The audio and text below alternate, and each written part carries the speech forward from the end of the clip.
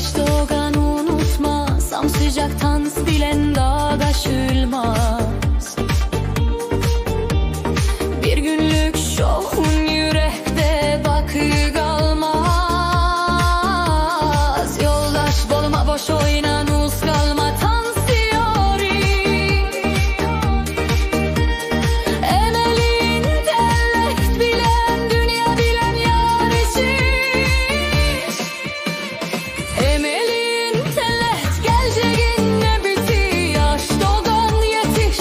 Vart gün madur yaşligin gücüdün yaşoğunda. Belki nasıl yar meşli göblende.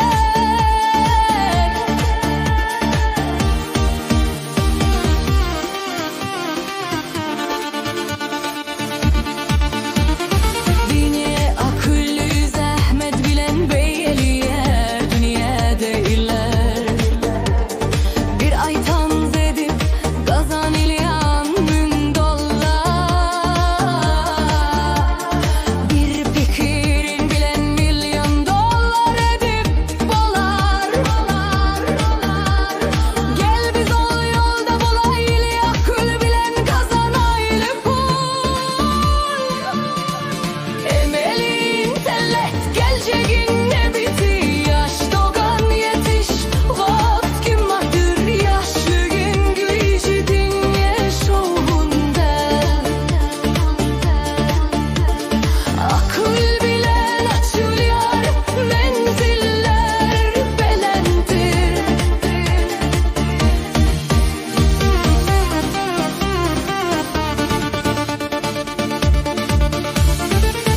Gün dolara göz gezdirme hiç. Hasbeyik maksada yol gindir gindir.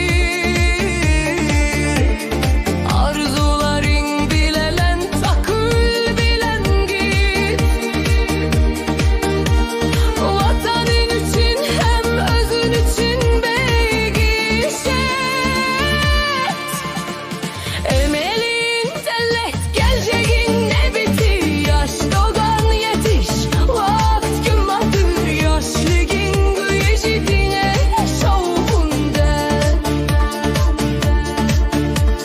Akıl bilen açıl yar menziller belendir.